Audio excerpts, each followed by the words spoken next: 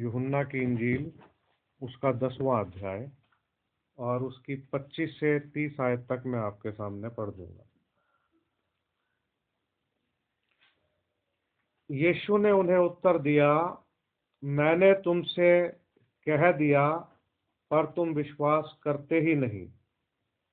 जो काम मैं अपने पिता के नाम से करता हूँ वे ही मेरे गवाह हैं, परंतु तुम इसलिए विश्वास नहीं करते क्योंकि मेरी भेड़ों में से नहीं हो। मेरी भेड़ें मेरा शब्द सुनती है, मैं उन्हें जानता हूँ और वे मेरे पीछे पीछे चलती हैं, और मैं उन्हें अनंत जीवन देता हूँ। वे कभी नष्ट ना होंगी और कोई उन्हें मेरे हाथ से छीन ना लेगा। मेरा पिता जिसने उन्हें मुझको दिया है सबसे बड़ा है, और कोई उन्हें पिता के हाथ से छीन नहीं सकता। मैं और पिता एक है। आइए दुआ करें। परमेश्वर के पवित्र वचन के पढ़े और सुने जाने पर उसकी आशीष हो, आमीन। दुआ करते हैं। प्यारे अनुग्रहकारी दयालु स्वर्गीय पिता प्रभु यीशु मसीह, हम आपका हृदय से धन्यवाद देते हैं आज की सुबह के समय के लिए। आपने हमें एक और मौका दिया कि हम आपकी उपस्थिति में आ सकें। तो प्यारे प्रभु जी, हम अपने सर को आपकी उपस्थिति में झुकाते हैं, अपने देह आत्मा प्राण को समर्पित करते हैं और आपका अनुग्रह मांगते हैं। पिता, धन्यवाद देते हैं जो भी भाई बहन आ सके उनके लिए बहुत बहुत धन्यवाद। आप सबको बहुत ऐसे आशीष दें। जो भाई बहन फ़ोन के माध्यम से जुड़े हैं, मेरी प्रार्थना है उन सबको भी आप बहुत ऐसे आशीष दें। मैं प्रार्थना करता हूँ प्रभु यीशु मसीह, जो भाई बहन यूट्यूब के माध्यम से इस संदेश को सुनते हैं प्रभु जी, आप उन सबको भी बहुत ऐसे आशीष देना प्यारे प्रभु जी। मैं अपने आप को भी आपके पवित्र हाथों में देता हूँ प्रभु, मुझ पर अपना अनुग्रह करना। इस सुबह मेरी सहायता करना, मुझे कुछ शब्द देना ताकि आपके नाम प्रभु यीशु मसीह में मैं कह सकूं। और प्रभु जी, आप हम सब पर अपना अनुग्रह करना, आपकी दया हो प्रभु कि हम आगे बढ़ सकें और आपके आगमन के लिए तैयार हो सकें। आज के इस विषय को प्रभु यीशु मसीह आप अपने नाम के निमित्त आशीष देना प्रभु जी, और खुदाबंद होने दें आज का विषय हमारी सहायता करें और हमारे हृदयों के अंदर बैठ जाए प्यारे प्रभु जी। आपके पवित्र आत्मा की अगुवाई चाहते हैं प्यारे प्रभु जी, कि अपने पवित्र आत्मा के द्वारा प्रभु हमारा मार्गदर्शन करें, हमारे होठों को छुएं प्यारे प्रभु, और खुदावंद हमें शुद्ध करें प्यारे प्रभु और अपना अनुग्रह करें। और आप अपने वचन के माध्यम से इस देह का इस्तेमाल करते हुए प्रभु अपनी बात अपने लोगों तक पहुंचाएं प्यारे प्रभु जी। मैं अपने आप को आपके पवित्र हाथों में देता हूं, दुआ करता हूं प्रभु आप इस स्थान को लें प्यारे प्रभु जी, और खुदावंद आपकी आवाज़ आपके लोगों तक जा सके। सारा आदर महिमा आपको मिले। दुआ प्रभु यीशु मसीह के नाम में मांगते हैं, आमीन। आप लोग बैठ सकते हो। प्रभु आप सबको आशीष दे। आज का विषय है shepherd voice in last days, और हिंदी में इसको मैं बहुत शॉर्ट में बोलना चाहूँगा, गडरिये की आवाज़। हालांकि हमारी बाइबल में जो शब्द आया है आम बोलचाल की भाषा में वो चरवाहा लिखा हुआ है, तो लेकिन जो भेड़ों को जो चराने वाला होता है उसको उसके लिए गडरिया शब्द जो है वो ज़्यादा उपयुक्त है, गडरिया या मेषपाल। लेकिन लोग चरवाहे शब्द को भी नॉर्मली इस्तेमाल करते हैं। तो मैं इस विषय को ऐसे कहना चाहूँगा, गडरिये की आवाज़, है ना। थोड़ा इसको शॉर्ट में रखेंगे, मतलब इन या ऐसे भी कह सकते हैं, थोड़ा लंबा अगर आप टाइटल लेना चाहो तो अंतिम दिनों में गडरिये की आवाज़, है ना, शेपर्ड वॉइस। तो प्रभु आप सबको और मुझे, हम सबको आशीषित करे और अपना अनुग्रह करे। आप इस बात को जानते हो कि परमेश्वर ने हर एक चीज को एक खास उद्देश्य से बनाया है। और परमेश्वर का उद्देश्य रहा है, उसने शुद्ध प्राणियों को भी बनाया है, उसने अशुद्ध प्राणियों को भी बनाया। जो कुछ भी प्रभु परमेश्वर ने बनाया है वो सबको उसने कहा कि अच्छा है।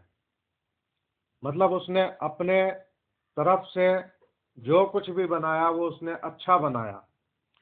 लेकिन इस संसार के अंदर, क्योंकि प्रभु जो है हमारा सर्वज्ञानी है, वो सब कुछ जानता है, और वो इस समय को भी जानता था, और वो इस बात को भी जानता था कि किस प्रकार से मैंने अपने लोगों को शिक्षा देनी है। उसको ये भी मालूम था कि शैतान जो है बड़ी धूर्तता के साथ में इस संसार के अंदर काम करेगा। तो उदाहरण प्रस्तुत करने के लिए प्रभु ने पहले ही सब चीज़ों को सृष्टि करके रखा हुआ है। जैसे आप अगर एक उदाहरण लें कि एक होता है डव, जिसको बोलते हैं पिंडुक कह लीजिए, और वैसे हिंदी में शब्द लिखा हुआ कबूतर करके लिखा हुआ है। हालांकि डव में और कबूतर में जो है वो फर्क होता है ना, इनके नेचर में भी कुछ फर्क होता है, लेकिन ये एक ही प्रजाति के पक्षी हैं। लेकिन बाइबल में जो शब्द आया है पिंडुक आया है, डव आया है, जिसको फाख्ता कहते हैं ना, लेकिन हिंदी में ट्रांसलेट कर दिया है कबूतर, क्योंकि वो उसी जाति का है, मिलता जुलता है, इसलिए उसमें। तो हम चलो अपनी भाषा में भी अगर वैसे बात करें जो आम आसानी से समझी जा सके, जो कबूतर जो होता है वो साफ सुथरी चीजें खाता है। अब आप देखेंगे कि कहीं पर अगर गेहूं किसी ने सुखाने के लिए डाला है, या खेत में गेहूं है, या कहीं गेहूं पड़ा हुआ है, तो कबूतर जो है उस अनाज को जा करके खाएगा, ये उसका स्वभाव है। लेकिन जो कौवा है वो भी एक पक्षी है, उसे भी परमेश्वर ने बनाया। तो जब बनाया उसने, तब उसको भी अच्छा कहा कि सब अच्छा है। उसने किसी चीज के लिए ये नहीं कहा कि ये अच्छा है ये बुरा है, लेकिन उसने बनाया, अच्छा बनाया। लेकिन जब परमेश्वर हमें कुछ सिखाना चाहता है, कुछ समझाना चाहता है, बताना चाहता है, तो वो कुछ मतलब तुलनात्मक चीजों को लेकर के बताएगा, या उनके स्वभाव को बताएगा कि भैया हाँ इसमें ये स्वभाव खराब है, ये इसमें अच्छा स्वभाव है, या इनमें ये बात कॉमन है। तो कौवा जो है वो उन चीजों को भी खा सकता है और खा लेता है जो कबूतर खाता है। लेकिन कबूतर जो है वो कभी भी, मान लीजिए कोई चूहा है वो मर गया है और सड़ गया है, किसी ने बाहर फेंक दिया, अब कौवा जो है उस चूहे को उठा करके ले जाएगा, वो उस चूहे को खाएगा। यानी कि सड़ी गली बदबूदार चीजों को भी कौवा खाता है और साथ में अच्छी चीजों को भी खाता है। लेकिन कबूतर जो है वो अच्छी चीजों को तो खाएगा, लेकिन वो ऐसी सड़ी गली बदबूदार चीजों को नहीं खाता। तो इस प्रकार से ये सब चीजें क्या आती हैं, एक उदाहरण के तौर पर आती है। अब जैसे हम बकरी को देखते हैं, बकरी का स्वभाव बिल्कुल अलग है और भेड़ का स्वभाव जो है वो बिल्कुल अलग है। बकरी जो है बहुत तेज तर्रार होती है, बड़ी चालाक होती है, और वो फटाफट, मतलब 1 मिनट के अंदर वो इधर उधर देखेगी कि भाई, और एकदम से झपट्टा मार के वो चीजों को ले लेगी। मान लीजिए कोई पेड़ है, उसकी कोई डाली लटकी हुई है, तो फटाफट क्या करेगी, दीवार पे भी ऐसे पैर रख लेगी, ऊपर को चढ़ जाएगी। इससे पहले कि उसका मालिक उसे दाएं बाएं करे, वो खींच तान के कुछ ना कुछ लेके उसमें से तब तुरंत हटेगी वो बाद में। बहुत तेज होती है। लेकिन भेड़ कैसी होती है, बिल्कुल सीधी होती है, और वो ऐसी वाली जो है मतलब हरकतें जो बकरी वाली है उसमें नहीं है। तो इसीलिए हम देखते हैं मत्ती 25 अध्याय में भी क्या है कि जो शेपर्ड जो है वो भेड़ों को और बकरियों को क्या करता है, अलग अलग करता है, और भेड़ों को अपनी दाहिनी ओर रखता है और बकरियों को जो है अपनी बाईं ओर रखता है, और उनके स्वभाव को वो बताता है कि भाई जो भेड़ को दर्शाने वाले जो लोग थे उन्होंने उसके लोगों के साथ में भलाई की, और बकरी को दर्शाने वाले लोग जो थे उन्होंने उसके लोगों के साथ में भलाई नहीं की।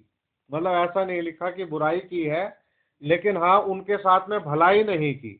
जब वो बीमार थे उनसे मिलने नहीं गए, भूखे थे खाना नहीं दिया, और नंगे थे तो कपड़ा नहीं दिया। जो भी 6 बातें वहां पर लिख करके उस बात को समझाया। तो ये सब चीजें जो क्रिएशन में जो चीजें आई हैं वो इसलिए प्रभु ने पहले से सृष्टि की है।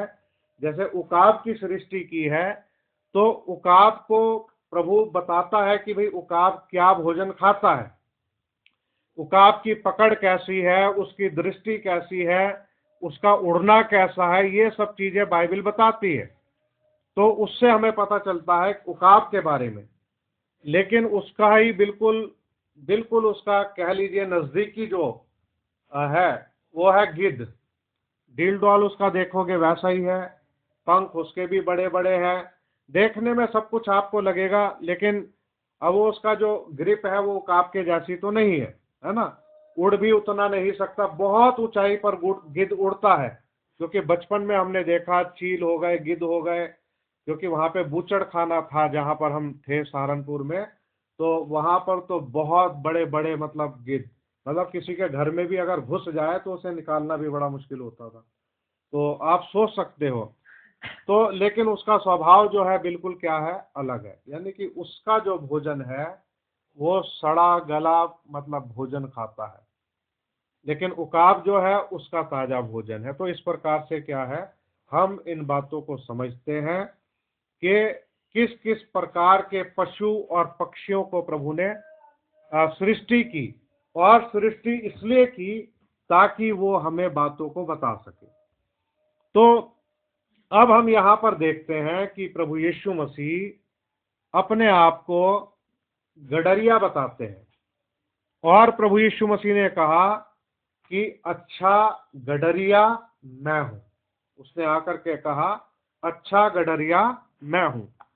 तो अगर आप गडरिये के बारे में पढ़ोगे तो आपको मैंने लिखा हुआ है यहाँ पर, यहेजकेल 34 अध्याय जो है उसमें आप बाद में पढ़ना, जब अपने घर जाओगे तो इसको पूरा आप डिटेल में पढ़ लेना, मतलब शुरू से लेकर के आखिरी तक। तो मैंने इसमें जो आयतें लिखी हैं वो 10 तक आयतें लिखी हैं। जब वक्त आएगा तो हम इसको भी पढ़ेंगे। अभी मैं थोड़ी सी एक भूमिका तैयार करने की कोशिश कर रहा हूं ताकि एक थोड़ा सा आधार मिल सके, और उस आधार पे जो है हम लोग बात कर सके। तो यहां पर हम देखते हैं, एक तो प्रभु यीशु मसीह ने भेड़ों की बातें कही हैं, भेड़ों के बारे में बोला है, और दूसरा प्रभु यीशु मसीह ने अपने बारे में कहा कि अच्छा गडरिया मैं हूं। फिर प्रभु यीशु मसीह ने एक ये बात भी कही है कि मतलब पराये भी हैं, मतलब भेड़ों के लिए एक तो अपना है और भेड़ों के लिए एक पराया है। लेकिन इसको पहचानने के लिए जो प्रभु ने सेंस दिया है भेड़ को, वो दिया है, मतलब ये ईयर दिया है, कान, सुनने का कान। और हम जानते हैं कि कान जो है वो भेड़ के सुनने की विशेषता को दर्शाता है, और सांप जो है वो इसलिए नहीं सुनता क्योंकि उसके कान है नहीं। वो जब भी कोई बीन बजाई जाती है या कोई साउंड होता है तो उस साउंड की जो धमक है वो जमीन के ऊपर पड़ती है। जमीन पर वो धमक को फील करके अपने पेट वाले हिस्से से, जो उसका नीचे जमीन के जो कांटेक्ट में रहता है, उससे धमक को फील करके उस साउंड का पता लगाता है कि ये आवाज कहां से आ रही है। लेकिन कानों के माध्यम से वो उन सब चीजों को सुन नहीं सकता, क्योंकि उसके पास सुनने के लिए कान नहीं है। वो सिर्फ धमक से उस चीज को पहचानता है। लेकिन भेड़ की जो क्वालिटी है, उसकी विशेषता क्या है, सुनना है उसकी। तो हमारा जो विषय है वो ये है, shepherd voice in last days. मैं इसलिए इस बात को लास्ट डेज इसलिए कह रहा हूं क्योंकि हम वास्तव में अंतिम दिनों में हैं। और अगर हर एक युग में गडरिये की आवाज मौजूद रही तो वो आवाज इसलिए मौजूद रही ताकि उस युग में पाई जाने वाली भेड़ें उसकी आवाज को सुन सके। तो हर युग में उसकी भेड़ें इस धरती के ऊपर पाई गई हैं और हर युग में उसकी आवाज हुई है जिस आवाज को उसकी भेड़ों ने पहचाना है। और हम प्रकाशित वाक्य में यही बात देखते हैं कि जिसके सुनने के कान हो वह सुन ले कि आत्मा कलीसियाओं से क्या कहता है। यानी कि इन आखिरी के दिनों में, यानी कि 2000 वर्षों में कलीसियाओं में आत्मा की आवाज जो है वो आई है, लेकिन चुने हुए लोगों ने उस आत्मा की आवाज को सुना है। तो वहां पर यही बात बोली गई है कि जिसके सुनने के कान हो, मतलब दिखावटी कानों की बात नहीं हो रही, लेकिन एक कान होते हैं सुनने के लिए, जिससे इंसान सुनता है। और सुनने में भी दो बातें होती हैं, जैसे अभी ये बाहर जो है कुछ कोई सब्जी बेचने वाला निकलेगा, कोई कबाड़ी निकलेगा और कोई व्यक्ति निकलेगा, तो वहां पर भी बाहर की भी आपको आवाजें जो हैं अंदर सुनाई देंगी, लेकिन वो आवाज से आपका कोई लेना देना नहीं, मेरा कोई लेना देना नहीं। जैसे आपको आवाज आ रही होगी कुछ इस समय, तो इसके लिए ये होता है, एक तो होता है हियरिंग, सुनना, है ना, और एक होता है लिसनिंग। अब ये आवाज भी, ये जो फल वाला जा रहा है, फल बेचता हुआ, इसकी आवाज भी हमारे कानों में पड़ रही है, तो इसको हम सुन रहे हैं, लेकिन उस आवाज को हम ध्यान धर के नहीं सुन रहे, क्योंकि अभी उस आवाज से हमारा कोई लेना देना नहीं है। तो इसी प्रकार से बहुत सारे लोग जो हैं, जैसे बहुत सी आवाजों को सुनते हैं, उस प्रकार से वो वचन को भी सुनते हैं, लेकिन जिसके अंदर भेड़ वाली क्वालिटी है, मतलब जो आप कह लीजिए, जैसे कहते हैं ना, उकाब उड़ने के लिए जन्मा, तो मैं साथ में यहां पर कहूंगा कि भेड़ जो है वो सुनने के लिए जन्मी है। उसका काम है सुनना और सुन के उस आवाज को पहचानना। तो प्रभु यीशु मसीह यहां पर कहते हैं, मेरी भेड़ें मेरा शब्द सुनती है और वो उसको पहचानती है और उसके पीछे पीछे चलती है। प्रभु ने साथ में ये भी कहा कि मेरी भेड़ें पराये के शब्द को नहीं पहचानती।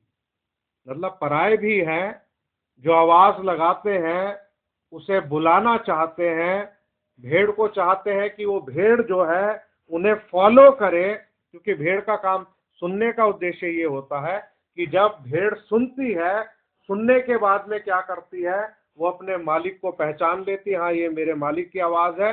मालिक आगे आगे चलता है, भेड़ें उसके पीछे पीछे चलती हैं, वो उसको फॉलो करती है, वो उनके लिए एक गाइड है, मार्गदर्शक है। तो भेड़ों को आवाज को पहचानना है और उस आवाज के पीछे पीछे चलना है, उसी में उसकी क्या है, सेफ्टी है। तो जो पराये हैं उनका भी आवाज होती है, वो भी भेड़ों को उसी तरीके से बुलाते हैं और वो भी ये चाहते हैं कि ये भेड़े जो हैं ये मुझे क्या करें, फॉलो करें। लेकिन जो पराया है वो भेड़ों को मारने के लिए आता है, नाश करने के लिए आता है ना, हानि पहुंचाने के लिए आता है। एक मिनट, इसको मैं सॉरी, गलती से मैंने इनका उठा लिया, काट दूं? अच्छा ठीक है, ये तो कनेक्ट है ना, ठीक है, सॉरी। तो इस प्रकार से हम देखते हैं कि जो पराया है वो यीशु मसीह ने कहा कि वो पराये के शब्द को नहीं पहचानती, उससे वो भागती हैं। अब इन सब बातों को, क्योंकि अभी ये जो समय है, मैं थोड़ा सा और रुक के थोड़ा सा टाइम लेके आपसे बात करना चाहता हूं। देखिए, जब हम सबसे पहली बार सुसमाचार सुनते हैं, हमें सुसमाचार सुनाया जाता है, उसमें बस हमें ये बताया जाता है कि हम पापी हैं, ये समझाया जाता हम पापी हैं।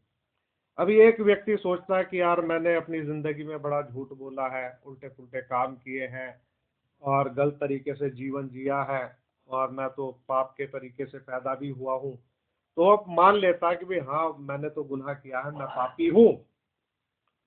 और फिर एक पापी ही इस बात को महसूस करेगा कि उसको उद्धार की जरूरत है, उसको उद्धार चाहिए।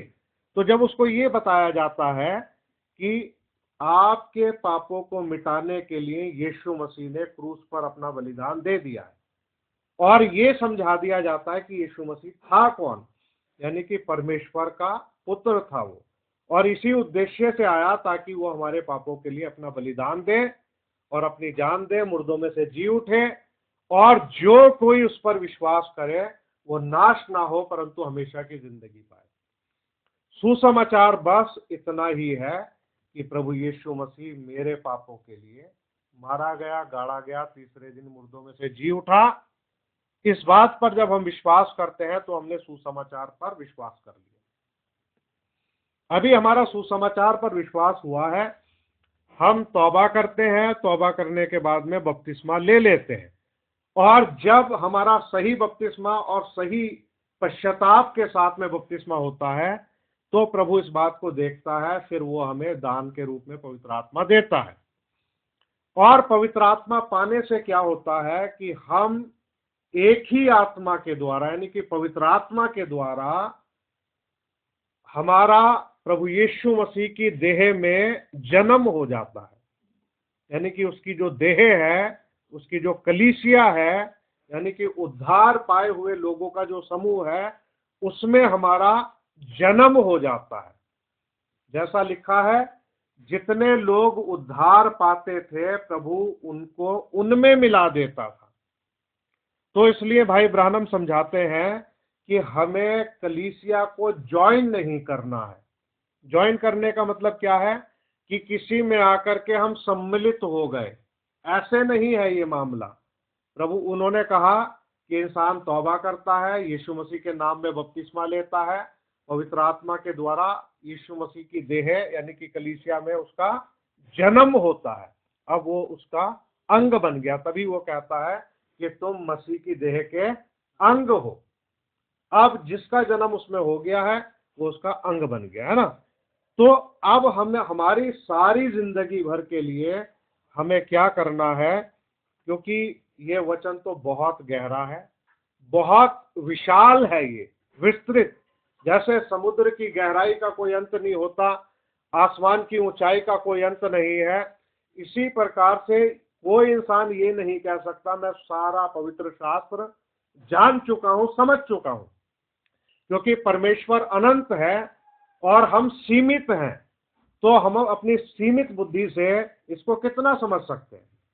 ये एक इंसान की सोच हो सकती है कि मुझे सब पता है, लेकिन जब कोई इंसान प्रभु के वचनों को सुनेगा तब उसको ये मालूम होगा कि भाई ये बात तो मेरे लिए नहीं है, ये बात तो मेरे लिए नहीं है, क्योंकि परमेश्वर अपने आत्मा के द्वारा अपने वचन को रिवील करता चला जाता है, प्रकट करता चला जाता है।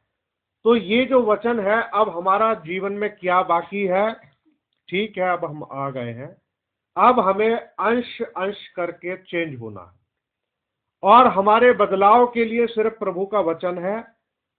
जब हम इसको पढ़ते हैं या सुनते हैं तो हमारा ध्यान इसके ऊपर लगता है, इस वचन के ऊपर, और तब हम इस बात को जानते हैं कि भाई हाँ, हम क्या वैसा प्रयास कर रहे हैं या हमारा नजरिया वचन को देखने का वैसा है कि नहीं है ना।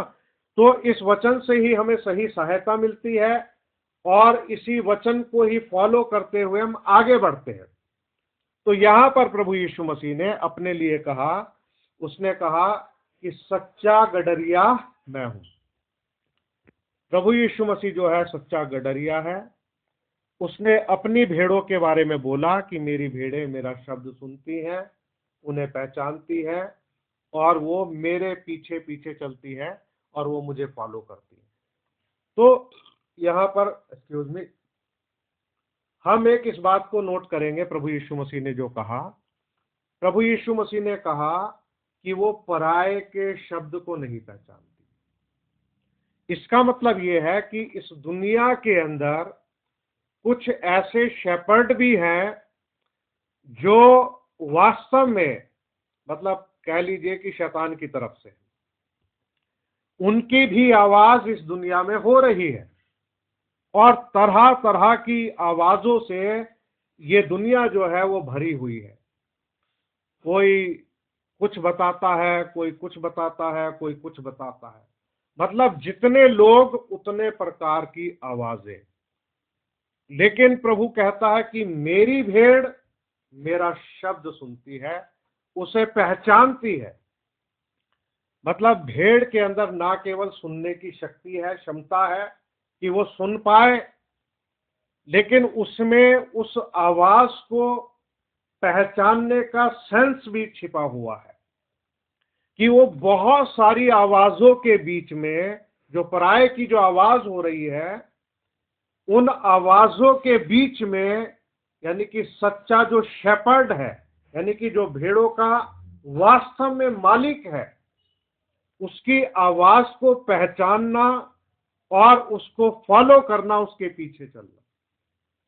और जब पराये की आवाज होगी तो वो क्या करेगी? भेड़ उस आवाज को सुन के वो भागेगी। वो अपने आप को सुरक्षित महसूस नहीं करेगी। उसको मालूम है कि इस आवाज के पीछे जो है एक खतरा छिपा हुआ है। लेकिन जब वो अपने मालिक की आवाज सुनेगी तो उसको पता होगा, वो उसे कोई डर नहीं लगेगा कि हाँ, ये मेरे मालिक की आवाज है, मैं अपने मालिक को फॉलो कर रही हूं, गडरिये को, और वो मुझसे प्रेम करता है, वो मुझे हरी हरी चराइयों में बैठाएगा, वो मुझे जल के सुखदाई झरनों के पास ले जाएगा। चाहे मैं मौत की वादियों में से होकर भी गुजरूं तो अभी हानि से ना डरूंगा, क्योंकि तू मेरे साथ है। यानी कि एक जो शेपर्ड जो होता है, जो गडरिया जो होता है, भेड़ का इतना आत्मविश्वास होता है उसके अंदर कि हाँ, मुझे मेरे गडरिये से कोई नुकसान नहीं, मतलब यहां पर मैं सुरक्षित हूं। वो निडर होकर के उस आवाज को फॉलो करते हुए उसके पीछे चली आती है। तो ये है भेड़ की क्वालिटी, विशेषता है ये, उस आवाज को पहचानना, और पराये के शब्द से वो भागेगी। आप इस बात को ध्यान देना कि जो वास्तव में प्रभु यीशु मसीह का कोई चुना हुआ व्यक्ति है, जिसे प्रभु ने चुना है, वो कभी भी भटकेगा नहीं।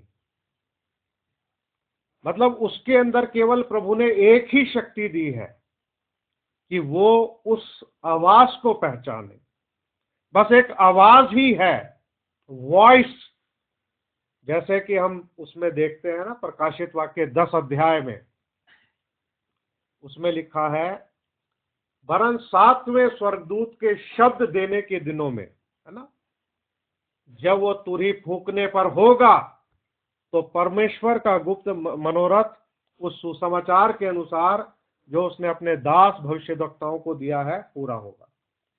यानी कि वो एक वॉइस है, एक आवाज है कि जब 7वां स्वर्गदूत तुरही फूंकेगा, उसके दिनों में परमेश्वर का गुप्त मनोरथ पूरा होगा। तो ये जो है अंतिम दिनों में परमेश्वर की आवाज है।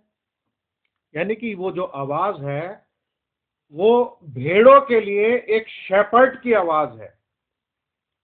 और आज जिन दिनों में हम पाए जाते हैं, हम रह रहे हैं, हम अपने दिनों को और अपने दिन के संदेश को पहचान रहे हैं। एक खास बात यह है कि हम किन दिनों में पाए जाते हैं और इस दिनों में हमारे दिनों का क्या संदेश है, इसको हम पहचान रहे हैं। अगर हम इन बातों को पहचान पा रहे हैं तो हम इस बात को देख पाएंगे कि हाँ, अंतिम दिनों में परमेश्वर की जो आवाज है, एक शेपर्ड के रूप में, गडरिये के रूप में चुने हुए लोग ही उस बात को पहचानेंगे। बाकी लोग जो है वो बहुत दूर से होकर के निकल जाएंगे। तो हम इसको और कैसे समझते हैं बातों को? जिस प्रकार से इस आखिरी के दिनों में तरह तरह की शिक्षाएं उठ के आ रही है, और जैसे आपने सुना होगा माता परमेश्वर वाली शिक्षा, है ना? कुछ लोग घर घर जाते हैं, वो इस बात की शिक्षा देते हैं कि परमेश्वर जो है वो माता है। शनिवार के दिन को सबत के रूप में वो प्रमोट करते हैं। तो हम इसी बात से जान जाते हैं कि जब कोई इंसान सबत के दिन की बात करेगा कि शनिवार को आपने सबत को वो करना है, मानना है, इसी से हमें ये बात पता चल जाती है कि भाई ये हमारे शेपर्ड की आवाज नहीं। और जब कोई व्यक्ति आकर के किसी भी प्रकार से दूसरे प्रकार के बपतिस्मों का उल्लेख करता है तो हम पहचान लेते हैं कि ये हमारे शेपर्ड की आवाज नहीं है। लेकिन इस अंतिम दिनों में आप देखिए, जो प्रभु ने हमारे जिंदगी के रेस्टोरेशन के लिए, यानी कि बहाली के लिए जिस आवाज को भेजा है, वो बिल्कुल अलग आवाज, यानी कि वो आवाज जो है एक उकाब के रूप में है। जैसा लिखा है कि ईगल स्क्रीम्स, मतलब उकाब जो है वो चीखता है। तो हमारा युग जो है वो है एक उकाब वाला युग, जिसमें लिखा है कि उड़ते हुए उकाब के समान चौथा प्राणी होगा। तो उकाब क्या करेगा? वो चीखेगा। इसलिए हमारे युग का जो प्रॉफिट था, उस प्रॉफिट के अंदर जो शेपर्ड बोल रहा था, हमारा गडरिया जो बोल रहा था, उसकी जो आवाज थी, उसने चीख चीख के, चिल्ला चिल्ला के यही कहा कि हे मेरे लोगों, उस बड़े बाबुल में से बाहर निकल के आओ, है ना? उसने हर एक उस तंत्र का खंडन किया जो परमेश्वर की ओर से नहीं था। हर एक उस शिक्षा का विरोध किया जो परमेश्वर के वचन के विरोध में शिक्षा थी। तो हमारे युग में जो हमारे शेपर्ड की आवाज जो हुई है, वो इस प्रकार से हुई। तो उसने चीख चीख के, चिल्ला चिल्ला करके, फटकार लगा लगा के, मतलब हर तरीके को उसने अपनाया कि किसी भी तरीके से इंसान समझ जाए। आप जानते हो कि मान लीजिए आपने कहीं जाना हो, है? आपने किसी ट्रेन को पकड़ना हो और वो बहुत जरूरी हो, और उसका समय जो है वो ठहराया हुआ समय है कि हाँ इतने बजे आपकी ट्रेन जो है रवाना हो जाएगी। अगर घर परिवार के अंदर कोई इंसान जो है वो सोता रहे या उसने अपनी तैयारी ना की हो, तो पहले तो आप जब समय रहेगा तो आप प्यार से बोलोगे, कहोगे कि भाई अपने बैग तैयार कर लो, या ये चीज तैयार कर लो, ये कर लो। लेकिन जब समय जो है बिल्कुल सिर पे आ जाएगा, तब आप उसको जोर से हिलाओगे, झंझोड़ोगे और उसको डांटोगे भी, यानी कि जिस भी तरीके से क्योंकि अब वो पुचकारने का समय नहीं है, उस समय जो है डांट फटकार के जोर से बोलने का समय है, ताकि इंसान जो है जागृत हो जाए, उठ के खड़ा हो जाए, अपने समय को पहचान ले कि अगर मैं इस समय नहीं उठा, नहीं जागा, तो ट्रेन जो है वो छूट जाएगी, मैं रह जाऊंगा। तो दूसरे को जगाने के लिए उस तरीके से प्रयोग करना पड़ता है। तो इसलिए हमारे युग के नबी ने सोते हुए लोगों को जगाने के लिए जो है इसी प्रकार की चिल्लाहट के द्वारा जो है लोगों को जागृत किया, ताकि लोग जो हैं अपने आपे में आ जाएं। मतलब किसी को हिलाया इसीलिए जाता है, झंझोड़ा इसीलिए जाता है, ताकि वो व्यक्ति अपने आपे में आ जाए। अपने आपे में क्यों लाना है? क्योंकि संसार जो है एक खुमारी में चली गई है, एक ड्राउजीनेस में चली गई है, एक गहरी नींद में चली गई है, एक प्रकार के नशे का शिकार हो चुकी है। यानी कि संसार के सारे तंत्र ने मनुष्य को एक खुमारी में ले आया है। इसलिए लूका की इंजील में लिखा है कि ऐसा ना हो कि तुम्हारे मन मतवाले और खुमार और इस जीवन की चिंताओं से सुस्त हो जाएं, और वह दिन जो है अचानक तुम पे फंदे की नाई आ पड़े। यानी कि वो दिन जो है लोगों के ऊपर फंदे के समान आ पड़ेगा और लोग जो है उसमें फंस जाएंगे। इसलिए लिखा है ऐसा ना हो कि तुम्हारे मन मतवाले और खुमार, यानी कि और जीवन की चिंताओं से सुस्त हो जाए। तो इसलिए हमारे युग में जो आवाज हो रही है हमारे शेपर्ड की, वो यही कह रहा है कि हे मेरे लोगों, उनमें से बाहर निकलो।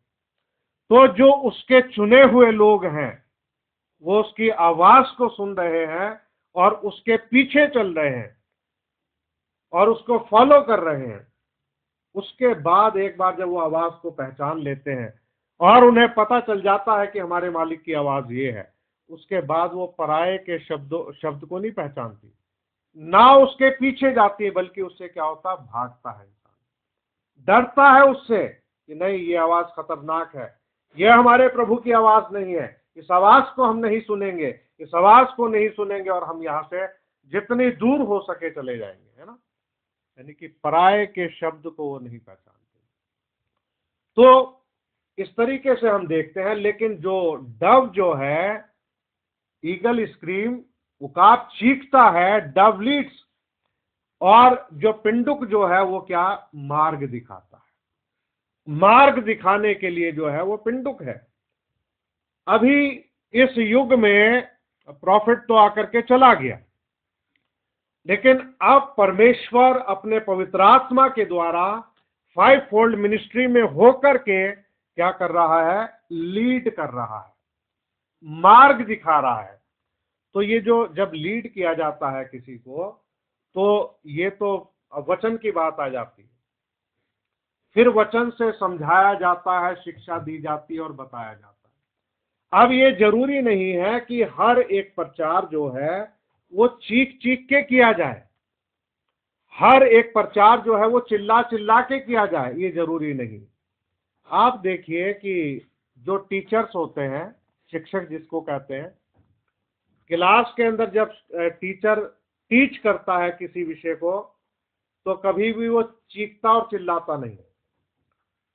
टीचर जो है वो क्या करता है कि सबसे पहले पूरे क्लास को क्या करेगा, शांत करेगा, साइलेंट हो जाएंगे लोग, और जब शांत हो जाएंगे तो वो अपने एक विषय को लेगा और विषय को लेकर के शिक्षा देगा, और वो शिक्षा जो है, जो छात्र है उनके हृदयों के अंदर बैठ जाएगी।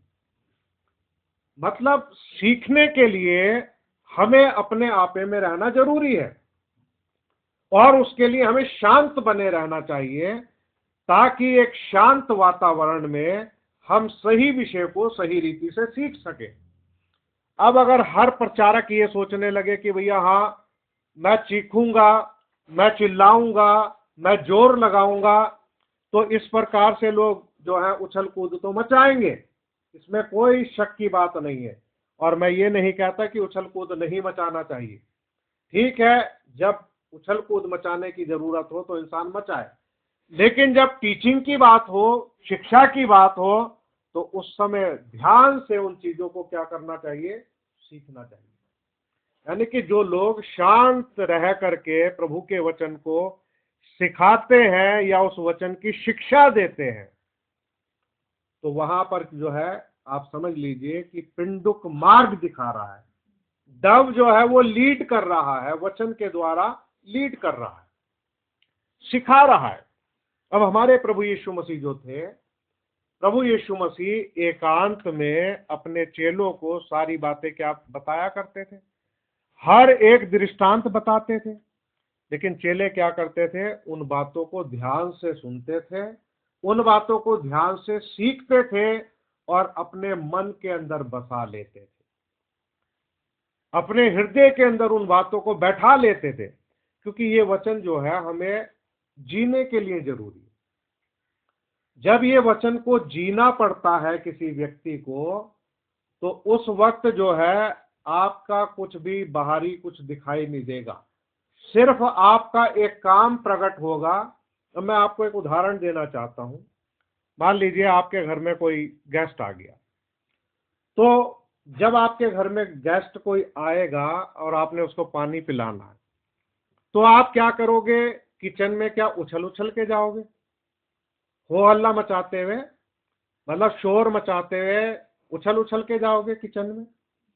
फिर जब आप पानी लेकर के आ रहे हो तो क्या उछल उछल के आओगे, मतलब पानी की गिलास ऑफर करोगे तो उछल के करोगे, शोर मचा के करोगे? ऐसे तो नहीं करोगे। यानी कि वचन को जीने के समय आप कितनी सादगी से उस काम को करोगे। जाओगे, बड़े आदर के साथ में पानी लेकर के आओगे, उसको सर्व करोगे, प्यार से बोलोगे। अभी वचन जो है, पवित्र आत्मा आपके अंदर उस वचन को जी रहा है और कोई शोर शराबा नहीं हो रहा। वचन पूरा हो रहा है, कोई शोर शराबा नहीं हो रहा। तो ईगल स्क्रीम, यानी कि उकाब जो है वो चीखता है। ये प्रॉफिट का काम है, चीखना और बताना, चीखना, चिल्लाना और ये सब करना। लेकिन डव लीड, यानी कि जब पिंडुक है वो मार्ग दिखाएगा तो बड़े प्यार से, क्योंकि जो डव जो है उसकी, उसके अंदर जो उसकी वॉइस जो है वो इसलिए नहीं है कि वो चीखे। उकाब की आवाज है कि वो चीखेगा, डव नहीं चीखेगी, वो तो सिर्फ लीड करेगी। पिंडुक मार्ग दिखाता है। तो आज जो है परमेश्वर पवित्र आत्मा के द्वारा 5-fold मिनिस्ट्री में होकर के अपना काम कर रहा है। अब क्योंकि हम अंदर आ चुके हैं और ये विश्वास करते हैं कि एक ही आत्मा के द्वारा हमारा एक ही देह में जन्म हुआ है, और अगर हमने एक देह में जन्म लिया है तो अब हमें विषयों को बड़ी ध्यान पूर्वक सीखना है, और सीखने के बाद में उन बातों को मनन करना है ताकि हम उन बातों को जी सकें। जैसे उदाहरण के तौर पर अभी ये विषय हमने आपके सामने लिया है, गडरिये की आवाज, मतलब इन अंतिम दिनों में गडरिये की आवाज। अब जब आपके पास कोई आए, वचन लेकर के ही आएगा कोई भी, और आपको कुछ ना कुछ सिखाएगा, कुछ ना कुछ बताएगा। हो सकता है आप किसी ना किसी के कांटेक्ट में हो और ये सब चीजें, लेकिन आप उसको कैसे पहचानोगे कि भाई हाँ वो आपके गडरिये की आवाज है कि नहीं है? जो प्रभु यीशु मसीह की भेड़ें नहीं है वो जो है पराये से इंप्रेस होकर के उसके पीछे चली जाएंगी। लेकिन जो यीशु मसीह जो गडरिया है, उसकी जो निज भेड़ें हैं, उसकी खुद की भेड़ें हैं। कौन सी भेड़ें हैं उसकी? जो पिता ने उसको दी है। वो केवल उस वॉइस को जो है वो फॉलो करेगी, उस आवाज के जो है वो पीछे चलेगी। तो इस आखिरी के दिनों में जो है एक आवाज हो रही है जो हमारे परमेश्वर की आवाज है। अब मैं आपको ना कुछ बातें बताना चाहूंगा। अभी मैं चाहूंगा कि हम यशाया 53 अध्याय निकालें, मेहरबानी से। यशाया नबी की पुस्तक और उसका 53 अध्याय, और उसकी मैं आपके सामने पढ़ देता हूं 6ठी आयत।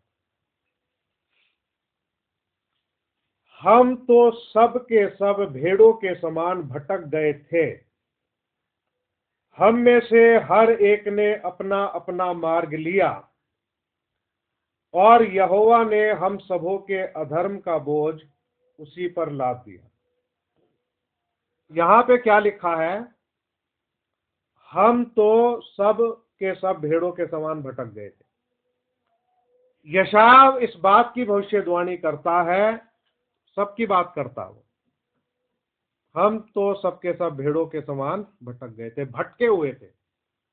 अब हम सब ने अपना अपना मार्ग लिया, जिसको जो अच्छा लगा उसने वही किया, उसी मार्ग पे वो चला। यानी कि एक शेफर्ड जो है, अब उसको फॉलो नहीं किया जा रहा। अब भेड़ों के समान जो है वो भटक गए हैं, अपना अपना मार्ग ले लिया है। तो यहां पर हमें ये भविष्यवाणी मिलती है कि भैया भेड़ों के समान इंसान भटक जाता है। अगर हम वचन से दूर चले गए, सही शिक्षा से दूर चले गए, या संसार में चले गए, तो आप समझ लीजिए कि फिर हम लोग जो है वो भटक चुके हैं, भटके हुए हैं, है ना। लेकिन मैं यहीं से आपको कुछ बातें बताना चाहूंगा।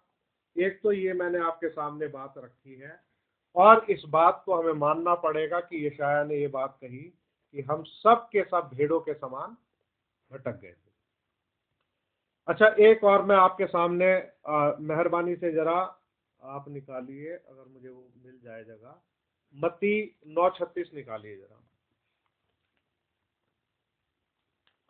मत्ती 9 अध्याय और उसकी 36वीं आयत जरा पढ़ लेते हैं थोड़ा।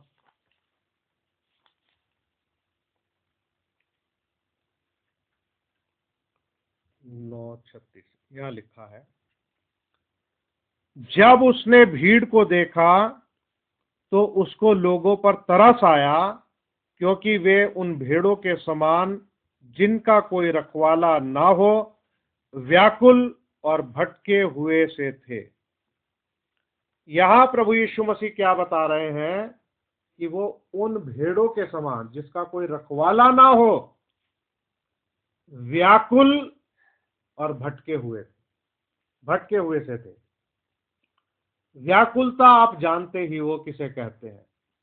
मतलब व्याकुलता इस बात को कहते हैं कि जब हमें किसी चीज की जरूरत होती है और हम अपने आपे में नहीं रहते और उस चीज को मांगने के लिए पूरी तरीके से लीन हो जाते हैं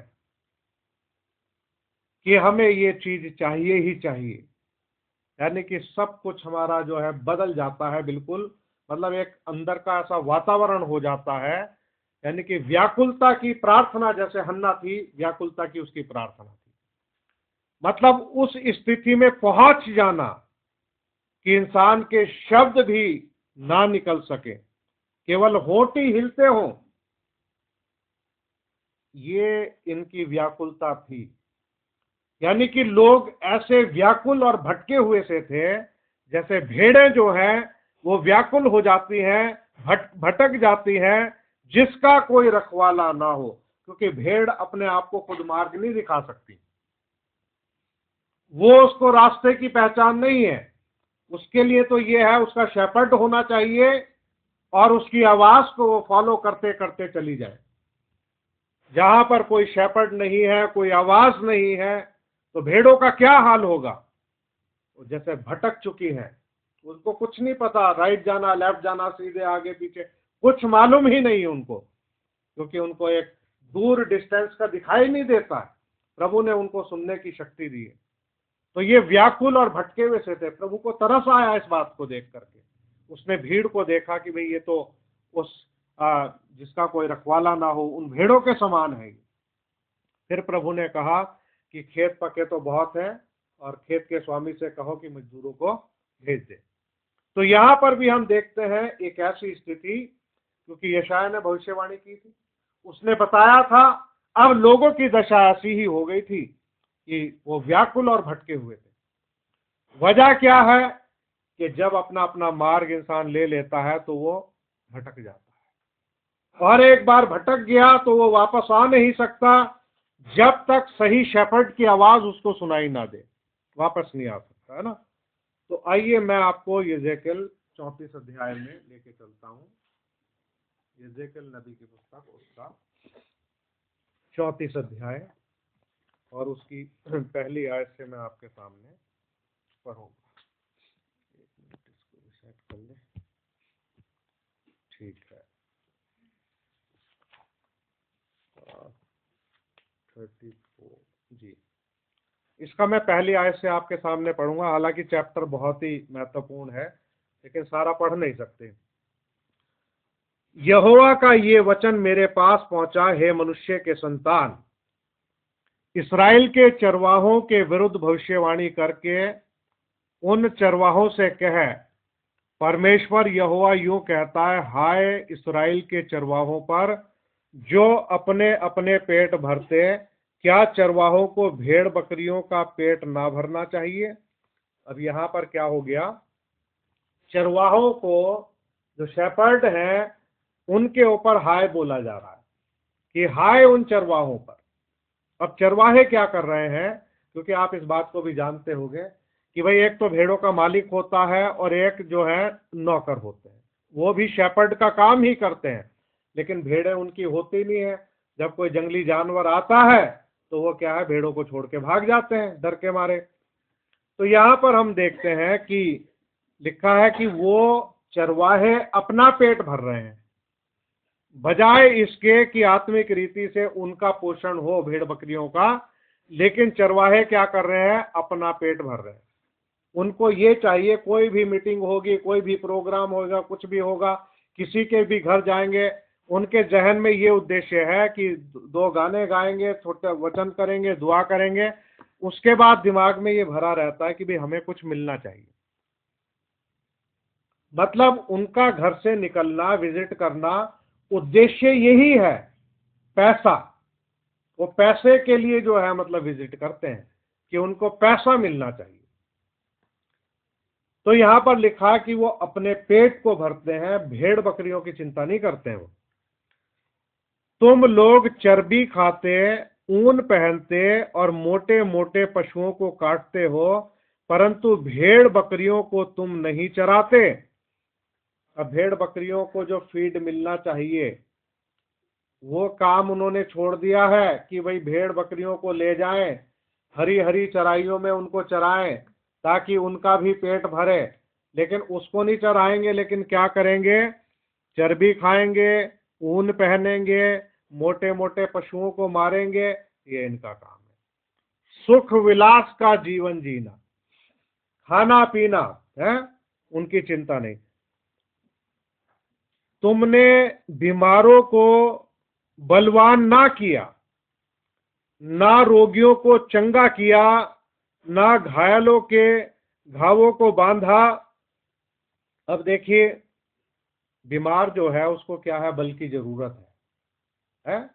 अब आप इसको ऐसे समझ लीजिए, कोई इंसान अगर आत्मिक रीति से बीमार है तो उसको वचन से बल देना चाहिए कि हाँ, उसकी चिंता करनी चाहिए, ये बीमार है, ये जल्दी से ठीक हो जाए, और बीमारी के हिसाब से इलाज किया जाता है और बताया जाता है, लेकिन वो नहीं किया। और ना रोगियों को चंगा किया। अब रोग है तो उसके लिए बीमारी के हिसाब से दवाई भी है और उसको चंगा भी करना है, उस तरफ भी ध्यान नहीं दिया।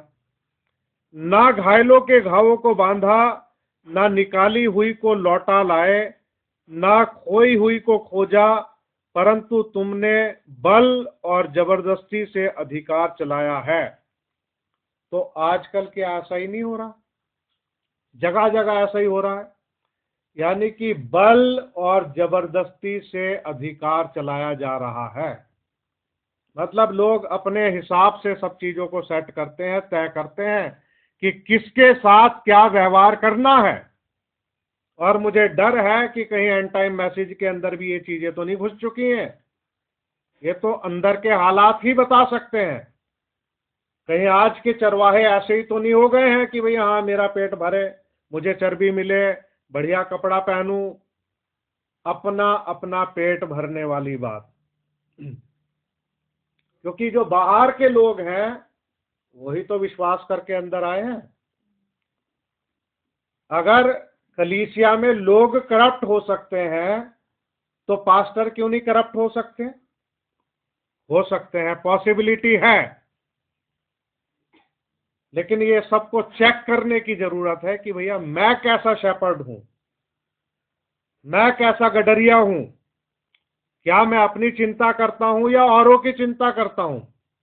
यानी कि जो पैसे के लिए काम कर रहा है, पैसे के लिए प्रचार कर रहा है, अपना स्वार्थ खोज रहा है, इसका मतलब वो इसी वाली लाइन में आ रहा है, वो प्रचारक। लेकिन जो कलीसिया की चिंता कर रहा है, लोगों की चिंता कर रहा है, अपने भाई बहनों की चिंता कर रहा है, ये तो व्यक्ति के हिसाब से पता चलेगा कि कौन कैसा है।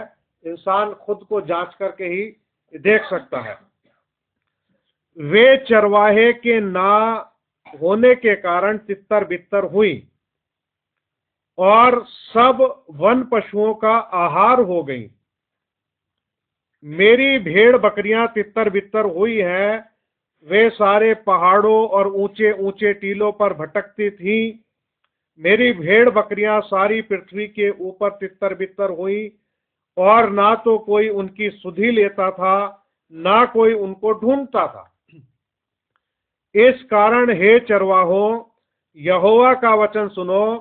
परमेश्वर यहोवा की ये वाणी है, मेरे जीवन की सौगंध, मेरी भेड़ बकरियां जो लुट गई, मेरी भेड़ बकरियां जो चरवाहे के ना होने के कारण सब वन पशुओं का आहार हो गई, और इसलिए कि मेरे चरवाहों ने मेरी भेड़ बकरियों की सुधि नहीं ली और मेरी भेड़ बकरियों का पेट नहीं परंतु अपना ही पेट भरा। तो यहां पर ये सब चीजें हमें देखने को मिलती है कि मेरी भेड़ बकरियों का नहीं परंतु अपना ही पेट भरा। इस कारण हे चरवाहो, यहोवा का वचन सुनो।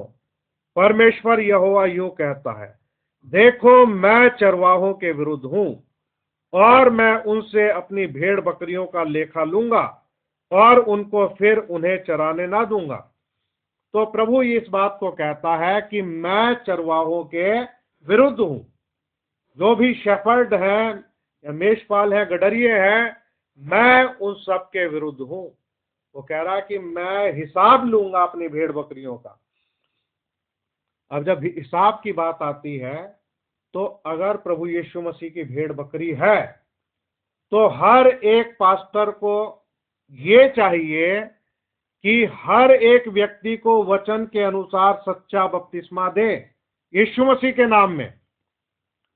अगर उनको गलत बपतिस्मा दिया और उनको भटका दिया तो हिसाब वो लेगा अपनी भेड़ बकरियों का। हर एक चीज का वो हिसाब लेगा, क्योंकि वो कहता है कि मैं चरवाहों के विरोध में हूं। फिर अपना पेट भरने ना पाएंगे, मैं अपनी भेड़ बकरियां उनके मुंह से छुड़ाऊंगा कि आगे को वे उनका आहार ना हो। तो यहां पर परमेश्वर जो है वो चरवाहों के विरोध में बात करता है। आइए हम लोग जरा लूका 12 में एक बात देखते हैं, क्या लिखा है। 30 से 35 आयत हम पढ़ेंगे। लूका 12 30 से 35। इस झुंड के बारे में प्रभु क्या कहता है हमारा। 30 से 35 है ना। क्योंकि संसार की जातियां इन सब वस्तुओं की खोज में रहती हैं और तुम्हारा पिता जानता है कि तुम्हें इन वस्तुओं की आवश्यकता है, परंतु उसके राज्य की खोज में रहो तो ये वस्तुएं भी तुम्हें मिल जाएंगी। अब प्रभु यहाँ पर ये बता रहा है कि संसार के लोग जो है खाना पीना कपड़ा लत्ता ये सब चीजों की खोज में रहते हैं। तो प्रभु कह रहा कि तुम्हारा पिता जानता है कि तुम्हें ये सब चीजों की जरूरत है, बस तुम क्या करो, उसके राज्य की खोज करो तो ये सारी वस्तुएं तुम्हें अपने आप मिल जाएंगी। देखिए इसमें करना कुछ भी नहीं है, सिर्फ राज्य की खोज करनी है। ये प्रभु का वादा है कि तुम ये काम करो, मैं दूसरा काम करूं। तुम्हें चिंता करने की जरूरत नहीं, तुम बस इस बात की चिंता करो कि परमेश्वर के राज्य की खोज करो, उसकी खोज करनी है। हे छोटे झुंड मत डर, क्योंकि तुम्हारे पिता को ये भाया है कि तुम्हें राज्य दे। अब यहां पे साफ लिखा है छोटे झुंड, हे छोटे झुंड। ये झुंड जो है ये बहुत छोटा है। प्रभु ने खुद कहा कि जो सकरा मार्ग है, कठिन रास्ता है, उस पर बहुत थोड़े लोग चलते हैं, वो आखिर में जीवन को पहुंचता है। तो ये झुंड जो है छोटा है। सच्चाई में चलने वाले लोग बहुत कम होंगे। अभी वो नाम धराई वाले नहीं, नाम धराई वाले तो देखो क्रिश्चियनों में भी बहुत हैं कि हाँ मैं क्रिश्चियन हूं, मैं मैथोडिस्ट हूं, मैं पेंटिकॉस्टल हूं, मैं रोमन कैथलिक हूं, मैं क्रिश्चियन हूं, है ना। ये क्या है, नाम धराई हो गई है। अब एक नाम धराई दूसरी जगह भी है, मैं एंड टाइम मैसेज का हूं। तो नाम धराई के लिए एंड टाइम मैसेज में भी बहुत हो सकते हैं। तो जैसे वचन में लिखा है, भाई ब्रानम भी इस बात को बताते हैं कि जैसे सारे इसराइली नहीं है। इसराइल वही है जो हृदय में है और मन में है। खतना जैसे होता ना, हृदय का और मन में। तो इसी प्रकार से बहुत से लोगों ने प्रभु यीशु मसीह के नाम में बपतिस्मा लेकर के एंड टाइम मैसेज के बन गए हैं। बहुत सारे पास्टर जो हैं वो इस वचन में आ गए हैं, अब सेवा करने लगे हैं। उन्होंने भी एक नाम धराई को कर लिया कि एंड टाइम मैसेज के वो कहलाते हैं।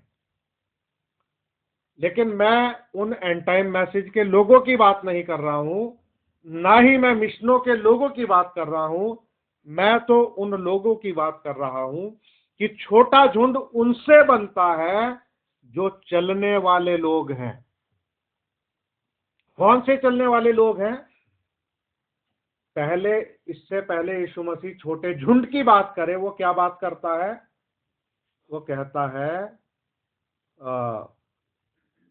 क्योंकि संसार की जातियां इन सब वस्तुओं की खोज में रहती, क्या खाएंगे, क्या पिएंगे, क्या पहनेंगे, है ना, इस चीज की खोज में रहती, और तुम्हारा पिता जानता है कि तुम्हें ये वस्तुओं की आवश्यकता है। मतलब वो जानता है पिता कि हमें क्या क्या चाहिए। प्रभु ने कहा परंतु तुम उसके राज्य की खोज में रहो तो ये वस्तु भी तुम्हें मिल जाएंगी। उसके राज्य की खोज करने वाला व्यक्ति छोटे झुंड में पाया जाता है। जो व्यक्ति उसके राज्य की खोज नहीं कर रहा है, वो चाहे पास्टर हो, चाहे चर्च में जाने वाला व्यक्ति हो, वो इस छोटे से झुंड का सदस्य नहीं है, वो इस छोटे से झुंड से बाहर है। तो प्रभु ने क्या कहा? अपनी संपत्ति बेचकर दान कर दो, अपनी संपत्ति बेचकर दान कर दो, और अपने लिए ऐसे बटुए बनाओ जो पुराने नहीं होते, अर्थात स्वर्ग पर ऐसा धन इकट्ठा करो जो घटता नहीं और जिसके निकट चोर नहीं जाता और कीड़ा नहीं बिगाड़ता। तो भाई स्वर्ग में इंसान धन अपना कैसे इकट्ठा करेगा? अभी बैंक है, अगर आप किसी बैंक में जाओगे, जब किसी की सैलरी आती है या किसी का पैसा आता है, तो आजकल तो डायरेक्ट किस में आता है? अकाउंट में ही आता है। जब अकाउंट में पैसा आता है, किसी किसी को कैश भी मिलता है, तो जब अकाउंट में सैलरी आती है तो इंसान क्या करता है? अपनी जरूरत के हिसाब से पैसा निकालता है, उसका इस्तेमाल करता है, बाकी अकाउंट में ही रखता है ना।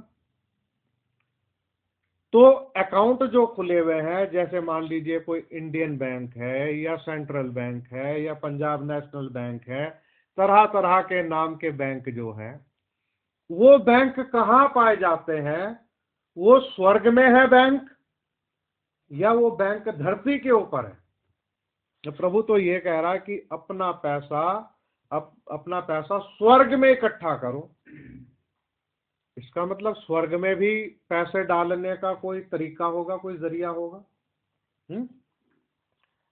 एक बार लुधियाना में एक कोई संस्थाई मंडली का कोई भाई था, प्रचारक भाई, तो वो कुछ प्रचार कर रहा था, बहुत साल पुरानी बात है, और मैं लुधियाना में था, तो अपने भाई के साथ मैं भी वहीं पे बैठा हुआ था।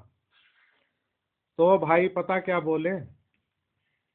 उन्होंने वैसे बात तो जायज बोली थी, वो ये कहने लगे कि भाई जो इंसान अपना 10वां अंश प्रभु को देता है, कुछ लोग ऐसे होते हैं वो अपना 10वां अंश प्रभु को देते हैं, तो वो कह रहे हैं कि उन्होंने बोला कि 10वां अंश आपने अगर प्रभु को दे दिया तो आप ये मत समझना कि भाई आपने प्रभु को कुछ दिया, क्योंकि वो क्या था? 10वां अंश उसी का है, यानी कि आपने उसके पैसे उसी को लौटा दिए। मान लीजिए आपने 10,000 कमाए, 1,000 तो प्रभु का ही है, तो आपने वो 1,000 प्रभु को दे दिया, प्रभु को दे दिया, आपने उसका मारा नहीं, उसी का था, उसी को दे दिया। अब आपके पास 9,000 रुपए हैं, लेकिन इन 9,000 में से जो आपके हैं तो प्रभु का तो प्रभु को दे दिया। अब आपने प्रभु को कितना दिया? अब इसमें से गिनती होगी कि आप 5 रुपए देते हो, 10 रुपए देते हो, 100 रुपए देते हो, क्या देते हो, उसमें गिनती होगी। वो तो 10वां अंश प्रभु को दे दिया। अभी कुछ लोग क्या करते हैं? वो प्रभु का भी मार लेते हैं, वो 10वां अंश भी नहीं देते, तो जो प्रभु का देना था उन्होंने क्या किया? प्रभु का हिस्सा मार लिया। अब जब प्रभु का पैसा मार लिया, बेईमानी कर ली, तो अब परेशानियों का सिलसिला शुरू हो जाएगा अपने आप ही।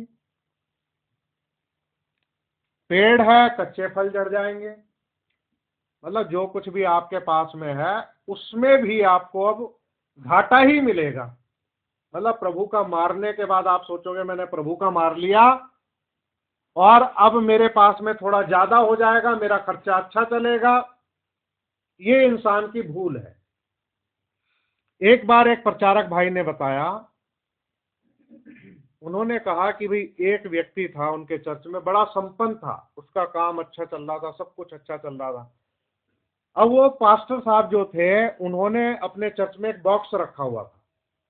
बॉक्स था, ऑफरिंग का बॉक्स था, टाइट का बॉक्स था और कुछ हेल्प के लिए अलग बॉक्स था। अब वो ये नहीं देखते थे कि कौन दसवांश डाल रहा है कौन नहीं डाल रहा। जिसने भी डालना है अपना एनवेलप में डालेगा और उसके बाद में ड्रॉप कर देगा। उन्होंने नहीं देखना, भाई जो भी उसमें होगा खुदा का शुक्र करेंगे, दुआ करेंगे, और ये प्रभु ही जानता कौन उसमें डाल रहा कौन चोरी कर रहा। अभी क्या हुआ, धीरे धीरे धीरे धीरे भाई उसका काम बंदे का डाउन होता गया और वो बहुत घाटे में जाने लगा। उसके बाद में क्या हुआ, वो कर्जदार होता चला गया। और जब ऐसी स्थिति हुई और जब उसका देखा उसकी हालत वैसी है, तो उस प्रचारक भाई ने उससे सिर्फ एक ही बात कही कि क्या आप प्रभु के पैसे को चोरी कर रहे हैं?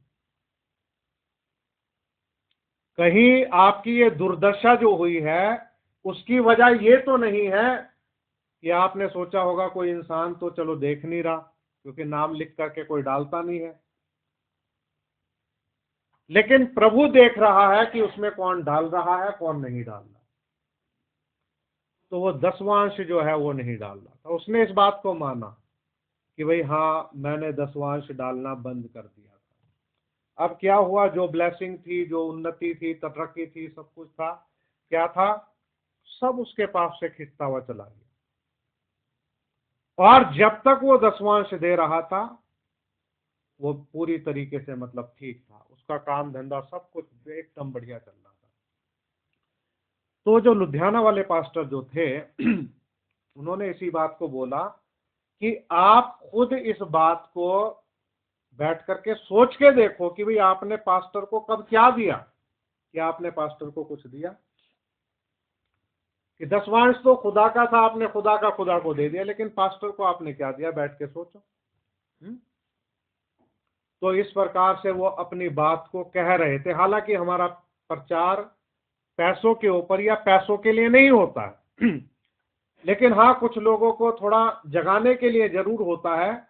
और कोई भी प्रचारक या पास्टर अगर कभी दसवांश का प्रचार करता है तो वो इस उद्देश्य से नहीं करता कि भाई हाँ मेरी पॉकेट भरी रहे या मुझे मिलता रहे, मेरा खर्च चलता रहे, बल्कि वो इस उद्देश्य से बताता है कि चर्च का कोई भी परिवार जो है, कोई भी व्यक्ति घाटे में ना रहे, किसी परेशानी में ना पड़े।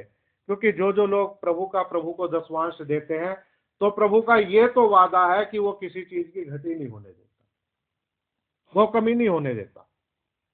बस इसी उद्देश्य से लोग प्रचार करते हैं ताकि चर्च जो है, आज क्रिश्चियनिटी में लोग इतने गरीब क्यों हैं, क्यों इतने हर समय जरूरत में रहते हैं, हर समय उनको परेशानी रहती है, उनका हाथ मतलब देने के लिए नहीं लेने के लिए ऐसे सामने को फैला ही रहता है।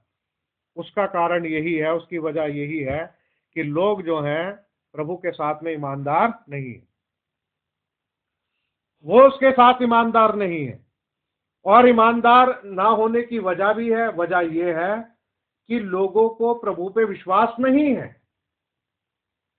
वो उस पर विश्वास नहीं करते कि अगर मैं उसके वचन को पूरा करूंगा तो वो प्रतिज्ञा को पूरा करेगा। लोग अपने खर्चों में कटौती नहीं करते हैं।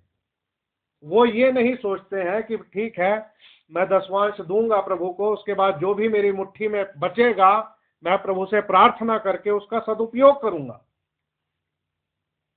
और मैं इसके लिए अपना स्टैंड लूंगा, चाहे मुझे 4 दिन भूखा भी रहना पड़े, मैं इस काम को करूंगा। लेकिन लोग ऐसा एफर्ट नहीं करते। वो सोचते हैं कि वे ठीक है मैं दसवांश मार लेता हूं प्रभु का, मैं उसका नहीं दूंगा और मुझे कोई दिक्कत परेशानी नहीं होगी। लेकिन कुछ समय के बाद लोगों को पता चल जाता है कि फिर उनके सारे रास्ते जो है वो बंद हो जाते हैं, और इस प्रकार से जो है वो घटी में जाते हैं, परेशानी में जाते हैं, और आर्थिक संकट में वो पड़ते हैं। तो खैर, हमारा ये बात थी कि प्रभु कहता है कि अपना धन स्वर्ग में इकट्ठा करो। अपनी संपत्ति बेचकर दान कर दो, और अपने लिए ऐसे बटुए बनाओ जो पुराने नहीं होते, अर्थात स्वर्ग पर ऐसा धन इकट्ठा करो जो घटता नहीं और जिसके निकट चोर नहीं जाता, जिसे कीड़ा काई बिगाड़ता नहीं। जहां तुम्हारा धन है वहां तुम्हारा मन भी लगा रहे। तो प्रभु ने यहां पर एक फार्मूला बताया है कि किस तरीके से इंसान अपना धन स्वर्ग में इकट्ठा कर सकता है, और उस फार्मूले के अनुसार चल के इंसान अपना काम कर सकता है। लिखा है, तुम्हारी कमरे बंद ही रहे और तुम्हारे दिए जलते रहें, और तुम उन मनुष्यों के समान बनो जो अपने स्वामी की बाट देख रहे हो कि वह विवाह से कब लौटेगा, कि जब वह आकर द्वार खटखटाए तो तुरंत उसके लिए द्वार खोल दो। तो इस प्रकार से ये जो है अंतिम युग में शेपर्ड की आवाज जो है वो सुनाई दे रही है, और उसकी भेड़ें उसका शब्द सुनती है और उसको क्या करती हैं? फॉलो करती हैं। तो यहां पर प्रभु यीशु मसीह एक छोटे से झुंड की बात कर रहा है। तो इस छोटे से झुंड में हर एक वो व्यक्ति शामिल है जो ईमानदार है। अब इसका पता कैसे चलता है? भाई, प्रभु मुझे एक बात के लिए कहने के लिए क्षमा करें। देखिए, पिछले दिनों में ये बात मैं बोलना तो नहीं चाहता हूं, लेकिन फिर भी मैं बोल देता हूं, अगर किसी का सुधार होना होगा तो हो जाएगा। कहीं दूर दराज में कहीं भी आवाज जाएगी। पिछले दिनों में एक भाई को कुछ पैसों की जरूरत थी, वो बहुत परेशानी में था, और आप सब उसको जानते ही हो उसके क्या हालात थे, है ना।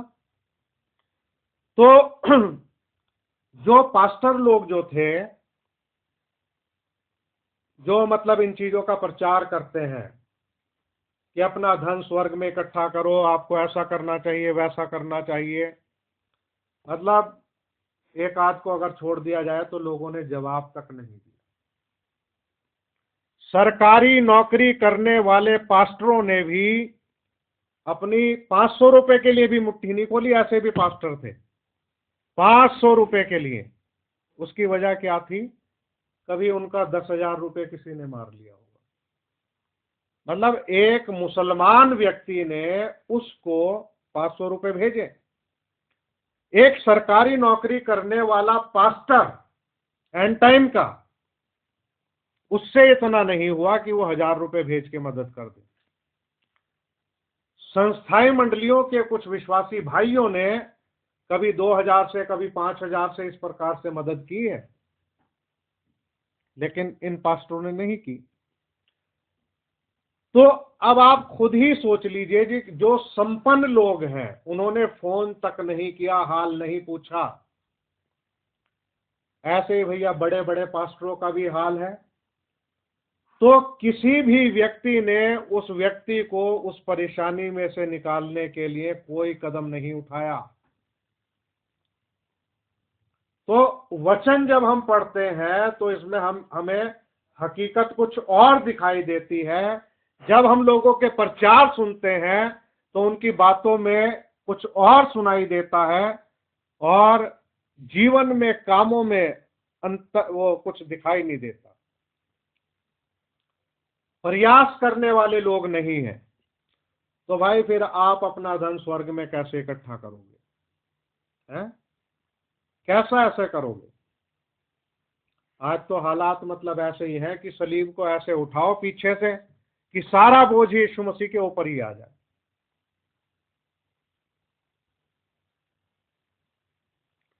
तो जो छोटा झुंड जो है, मैं छोटे झुंड की जो बात कर रहा हूं, चाहे वो एंड टाइम का हो, चाहे वो राइट टाइम का हो, चाहे मिशनों का हो, या कोई भी हो, भाई इस छोटे झुंड का हिस्सा वही है जो वास्तव में उस शेपर्ड की आवाज को सुन रहा है और उसको फॉलो कर रहा है।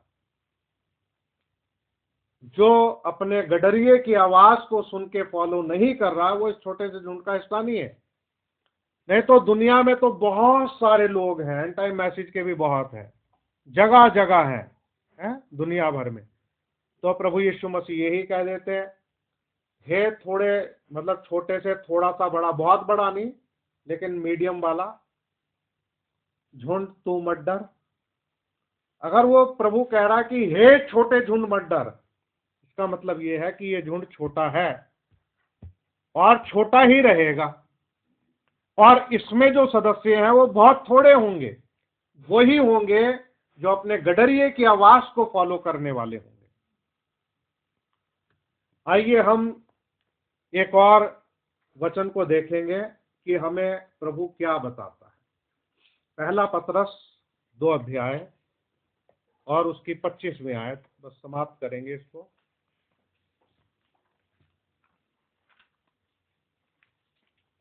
पहला पतरस उसका 2 अध्याय और उसकी मैंने बोला है 25 आयत।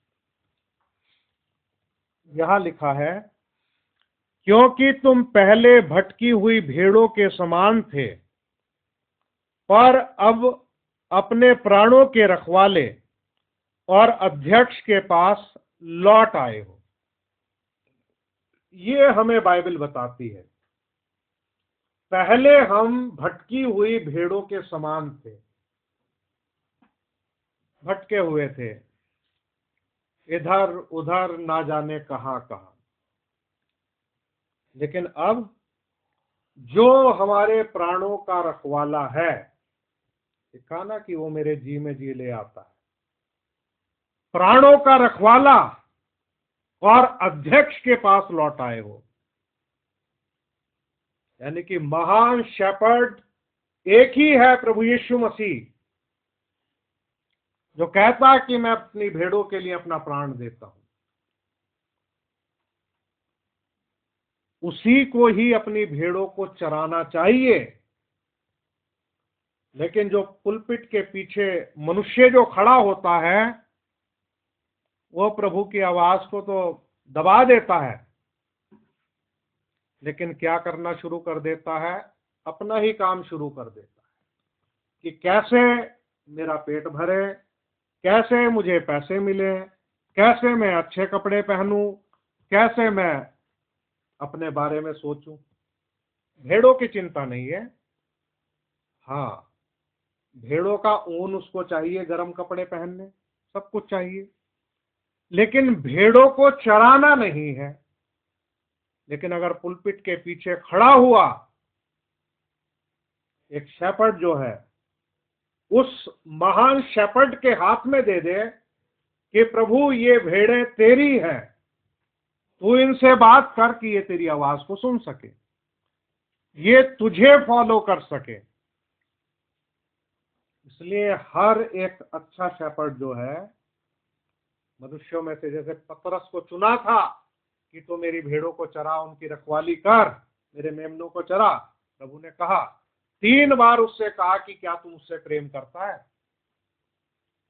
और पतरस जो है वो प्रभु से प्रेम करता था, इसलिए प्रभु यीशु मसीह ने कहा कि मेरी भेड़ों को चरा, उनकी रखवाली कर, मेमनों को चरा। तो ये काम जो है पतरस को सौंपा गया, और पतरस अपनी पत्री में इस बात को लिखता है। वो अपने लिए नहीं लिखता कि वे मेरे पास आ गए हो, वो कहते हो क्योंकि तुम पहले भटकी हुई भेड़ों के समान थे। क्योंकि प्रभु ने क्या कहा चेलों से कि स्वामी से कहो कि खेत पक चुके हैं, खेत काटने के लिए मजदूरों को भेज दो। तो चेले इस बात को जानते थे कि जो भीड़ जो प्रभु ने देखी, उन लोगों को जो देखा, जो व्याकुल थे, भटके हुए के समान थे, उन भेड़ों के समान। लेकिन जब उन्होंने सुसमाचार सुना, वचन को सुना, बड़े बड़े काम देखे, चेलों ने जब काम किया, तो उसने ये महसूस किया, पतरस ने उनको बता दिया ये बात कि भैया पहले तुम भटकी हुई भेड़ों के समान थे, हमारे प्रभु ने तुम्हें देखा, उसे दया आई, उसको तरस आया, लेकिन आज तुम्हारी जो स्थिति है, आज तुम अपने प्राणों के रखवाले के पास आ गए हो। वही अध्यक्ष है, वही महान चरवाहा है जो भेड़ों के लिए अपना प्राण देता है। आपने दाऊद के विषय में देखा होगा, दाऊद अपने पिता की भेड़ बकरियों को चराता था। अब यीशु मसीह ने कहा, ये जो भेड़ें हैं ये मुझे पिता ने दी है, और पिता सबसे बड़ा है, उसके हाथ से कोई ले नहीं सकता। अब पिता की महानता को प्रभु यीशु मसीह बता रहे हैं कि पिता सबसे बड़ा है, उसके हाथ में से कोई छुड़ा नहीं सकता। उसने कहा, पिता ने मुझे ये भेड़ें दी हैं, मेरी भेड़ें मेरा शब्द सुनती हैं। तो दाऊद जो था, दाऊद अपने पिता की भेड़ बकरियों को जब चराता था तो प्रभु ने उसको एक हुनर दिया था। एक उसके पास दिलेरी थी, और गोफन चलाने की अचूक उसके पास में एक टैलेंट था। तो जब शेर आया या भालू आया और उसने जब झुंड के ऊपर कुछ मेमने को लेके जाने के लिए प्रयास किया, तो दाऊद ने पीछा किया और छुड़ा करके लेके आया। अभी हमने यहेजकेल 34 में जो पढ़ा है कि वो परवाह नहीं करते, जो भटक गई हैं, खो गई हैं, उनको लाते नहीं है, कुछ उनकी चिंता नहीं करते। ये सब चरवाहों के वो विरुद्ध कह रहा है। मतलब भेड़ें उसकी हैं, लेकिन जो उसने चरवाहे नियुक्त किए हुए हैं उन्होंने अपना काम ठीक से नहीं किया। तो आज हर एक चरवाहे को, गडरिये को अपना काम जो है वो ठीक से करना चाहिए, भेड़ों की चिंता करनी चाहिए। मतलब उनको अपने लाभ का, एक पास्टर जो है लोगों को अपने लाभ का कारण ना बनाए। अभी बहुत सारे पास्टर ऐसे हैं, मतलब मैं कहूं कि हालात इतने खराब हो चुके हैं कि अब तो लोग ऐसी विचारधारा सोचने लगे हैं। जब से ये ऑनलाइन प्रीचिंग शुरू हुई है, इससे फायदा तो बहुत हुआ है, लेकिन अभी भी प्रचारक लोग अपनी बुद्धि का इस्तेमाल नहीं कर रहे। जब कोई व्यक्ति अपना दसवांश ऐसे प्रचारकों को भेजता है तो उनको पूछना चाहिए कि भाई आपका पास्टर कौन है? आपने मुझे दसवांश भेजा है, क्या कोई आपका पास्टर है या नहीं? पूछना चाहिए। और जब ये बात पता चले कि हाँ भाई उस व्यक्ति का तो एक पास्टर है, तो उनको ये सिखाना चाहिए कि भाई अपने लोकल चर्च में अपना दसवांश अपने पास्टर को जाकर के दो, उसके हाथ में मजबूत करो। ये नहीं कि वो ठंडी सांसें लेके आहें भर भर के काम करे, ये होना चाहिए। लेकिन आज ये बात खत्म हो चुकी है। बस आज ये हो चुका है कि कहीं से भी आए, कैसे भी आए, हमारे पास पैसा आना चाहिए। और आज ये भी एक बहुत ज्यादा, मतलब मैं कहूंगा एक खराबी हो गई है ऑनलाइन प्रीचिंग में। अभी जो प्रचारक जो है वो कभी इस बात को कहता नहीं है, मैंने तो सुना नहीं है कि भाई जो आपका लोकल चर्च है आप वहां पर जाकर के फेलोशिप करो। बाकी यूट्यूब के ऊपर ये मैसेज अपलोड हो जाएंगे, आप बाद में सुन लेना, लाइव मत सुनो।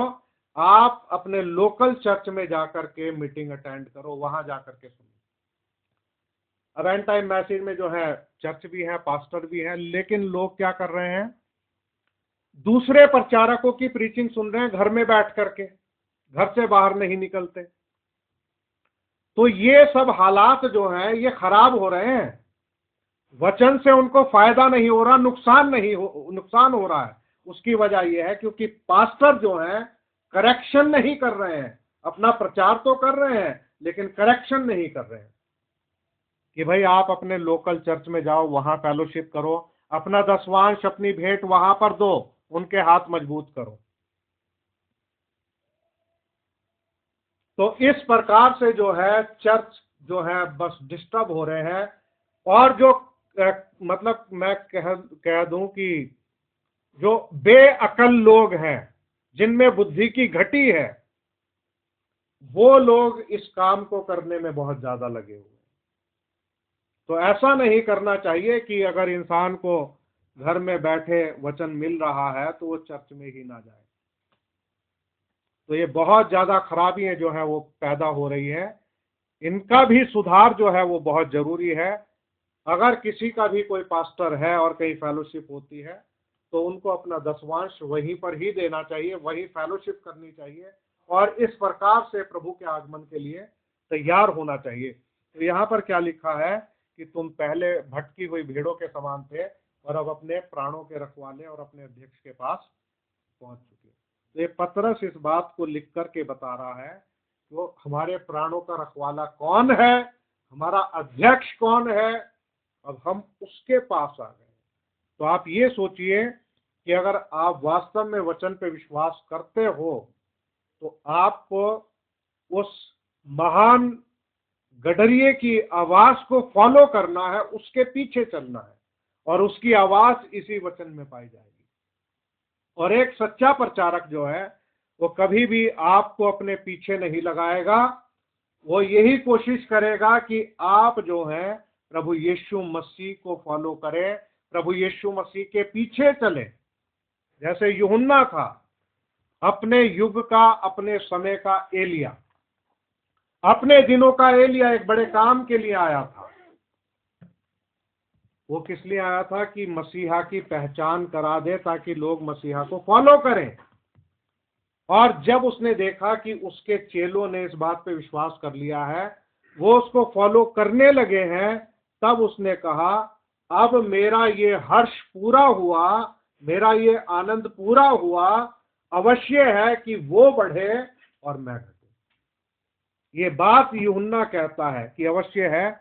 और एक सच्चा पास्टर, प्रचारक या 5 फोल्ड मिनिस्ट्री में पाया जाने वाला कोई भी सेवक, उसकी खुशी, उसका आनंद इसी बात में है कि लोग जो हैं प्रभु यीशु मसीह को फॉलो कर रहे हैं।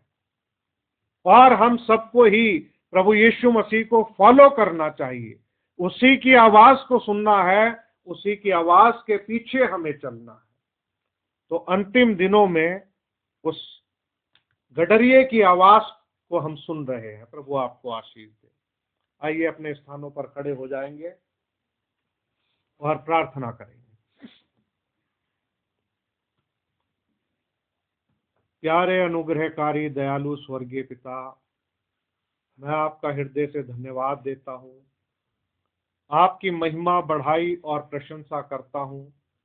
राजाओं के राजा, प्रभु के प्रभु, प्यारे प्रभु यीशु मसीह, आज इस अंतिम दिन में हम आपकी आवाज को सुनने के लिए यहाँ पर जमा हुए या फोन के माध्यम से जुड़े, इसके लिए हम आपके धन्यवादित और आभारी हैं कि आपने हमें ये अनुग्रह प्रदान किया है। मेरी प्रार्थना है प्रभु यीशु मसीह कि जिस उद्देश्य से आज का संदेश प्रचार किया गया है, प्रभु हमारे हृदयों के अंदर आप उस बात को बैठा दीजिए प्रभु, और हमारी सहायता और मदद कीजिए कि हम आपके वचन की आवाज को सुनते हुए आपको फॉलो कर सकें, आपके पीछे चल सकें। सब भाई बहनों को बड़ी आशीष देना, बच्चों को बड़ी आशीष देना। जितने भी लोग यहाँ पर आए और जमा हुए, इनके लिए मैं हृदय से आपका धन्यवाद देता हूँ प्रभु। आप हम सबके भूल चूक अपराधों को क्षमा करें और हमारे जीवनों पर दया करें, हमें एक अच्छा और बेहतर मसीही बनाए प्यारे प्रभु जी। और होने दे प्यारे प्रभु यीशु मसीह कि जबकि हम इस अंतिम दिनों के समय में इस विश्वास में चल रहे हैं, तो होने दे प्यारे प्रभु कि हमारे जीवन से लोगों को प्रकाश मिले प्यारे प्रभु जी, और हम लोगों के लिए नमक का काम कर सके प्यारे प्रभु जी। आप ही हमारी सहायता और मदद करें और हमें उठाए जाने वाला विश्वास दें प्यारे प्रभु। खुदाबंद होने दे कि हम सिर्फ मुंह से ही वचन प्रचार करने वाले या बोलने वाले ना हो, बल्कि कामों के द्वारा भी आपके वचन को जीने वाले हों और आपको प्रकट करने वाले हो सके प्रभु। हमें बहुत कमी है, कमजोरी है, दुर्बलताएं पाई जाती हैं, इन बातों को हम मानते हैं प्रभु जी। आपसे विनती करते हैं कि हमें वचन रूपी सांचे में ढालें और अपने योग्य बनाएं। हर एक दिन हम खुदाबंद एक सुधार के साथ, बेहतर जिंदगी के साथ आपकी उपस्थिति में चल सके प्रभु, ऐसा अनुग्रह प्रदान करें। खुदाबंद आप हम सबके साथ हो। आज की सहभागिता के लिए हृदय की गहराई से आपको आदर और महिमा देते हैं, धन्यवाद देते हैं।